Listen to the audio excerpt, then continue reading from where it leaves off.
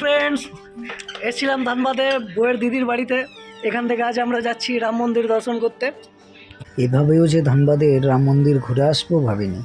হাজারো ক্লান্তি প্রত্যেকের মুখে।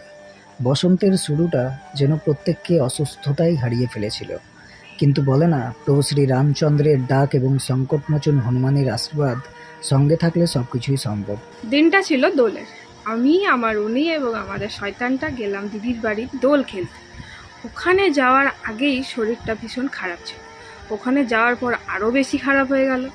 দেখতে দেখতে একে একে সবার শরীর খারাপ। ফ্রেন্ডস, আমরা এই মুহূর্তে পৌঁছে গেছি ধানবাদের রাম মন্দিরে। দেখাবো এই রাম মন্দিরের।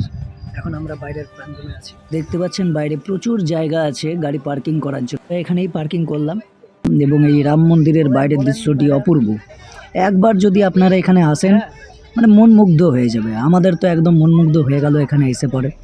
প্রথমে তো আমরা বাইরে কিছু ফটোশ্যুট করে নিলাম এবং ভিডিওগ্রাফি করে নিলাম। দেখতে পাচ্ছেন সবাই হাসাহাসি করছে। আমরা এই মুহূর্তে পৌঁছে গেছি ধানবাদের রাম মন্দিরে।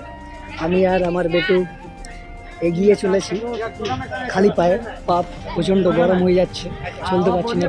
প্রচুর দোকান পেয়ে যাবেন আপনারা এখানে যদি আপনারা আসেন তো। আর এবং আপনাদের জুতো চটি খোলার জন্য যদি জায়গা খুঁজে না পান, তো এখানে পরপর প্রচুর দোকান আছে যেখানে আপনারা অনায়াসে নিজের জুতো এবং জিনিসপত্র নিজের দায়িত্বে রেখে দিতে পারেন। পুজো করার জিনিসপত্র আমাদের নেওয়া হয়ে গেল। 2015 সালে এই রাম মন্দির তৈরি হয়েছে, কিন্তু আমরা আসছি 2025-এ, মানে 10 বছর পর। তো 10 বছরের মধ্যে কি কি নতুনত্ব হলো সেই প্রত্যেকটা জিনিসই আপনারা দেখতে পাবেন যদি আপনারা নতুন এসেছেন। মন্দিরের গেটে লেখা রয়েছে শ্রী শ্রী রামরাজ মন্দির, এবং সত্যিই আমরা ভেতরে প্রবেশ করে বুঝতে পারলাম এটি রামরাজ মন্দিরই। কারণ প্রবেশ করার মুখেই সামনে দেখতে পাচ্ছেন এখানে একটি জলের বন্দোবস্ত করা আছে এবং এখানে পা ধুয়ে পরে আপনারা প্রবেশ করতে পারবেন। দেখতে পাচ্ছেন আমি, আমার ছেলে এবং সবাই প্রত্যেকে এখানে পা ধুয়ে পরে। যা আরাম লাগলো বাইরে এই গরম রোদে, প্রচণ্ড গরম হয়ে গেছিলো আমাদের। এই যে দেখতে পাচ্ছেন ভেতরে প্রবেশ করলাম। এই যে শান্তি, এই শান্তিটি শুধুমাত্র আপনারা মন্দিরেই পাবেন। আমরা এই মুহূর্তে রাম মন্দিরে প্রবেশ করেছি এবং এই রাম মন্দিরের এই ভেতরের দৃশ্য আপনাদের এই মুহূর্তে দেখাচ্ছি। বাইরে গেটেই পা ধোয়ার জায়গা থেকে এই যে ভেতরের যে প্যাসেজটা, প্রত্যেকটা জায়গায় আপনাদের অসাধারণ লাগবে। এই যে বাইরের চূড়াটা দেখতে পাচ্ছেন, এটি হলো রাম মন্দিরের বাইরের কক্ষ। আমরা এই মুহূর্তে দাঁড়িয়ে রয়েছি যে মন্দিরে প্রবেশ করব বলে। এখনও পর্যন্ত মন্দিরের গেট খোলেনি, কিন্তু খুব তাড়াতাড়ি খুলে যাবে আশা করছি। এই যে দেখতে পাচ্ছেন ভক্তরা লাইনে দাঁড়িয়ে আছে নিজেদের পুজো দেওয়ার জন্য। আমরাও দাঁড়িয়ে রয়েছি। দিদি জাইম্বু, মালতী দিদি, আমার ওয়াইফ, আমি, আমার বাচ্চা এবং শুভদা ও বাণীদি আমরা একসঙ্গে এসেছি। এই যে মন্দির প্রাঙ্গণে যে ডিজাইনগুলো দেখতে পাচ্ছেন, অসাধারণ লাগলো আমাদের এবং নিখুঁতভাবে ডিজাইন করা হয়েছে। শুনেছি অনেকে মনস্কামনা করেন এবং যারা এখানে এসে চুনরি বাঁধেন তাদের কাজ হয়ে যায়। আমরাও এখানে চুনরি বাঁধলাম। এই জায়গাটি যে আগামী দিনে টুরিস্ট প্লেস তৈরি হতে চলেছে সেটি আমরা দেখে পরেই বুঝতে পারলাম। এই যে রাস্তাটা দেখতে পাচ্ছেন, এই রাস্তাটা পেরোলেই একটি বিশাল বড় ঝিল দেখতে পাবেন। এই ঝিলটা দেখে পরে আমাদের ভীষণ ভালো লাগলো এবং আমরা যতটা পারলাম এখানেই সময় কাটালাম।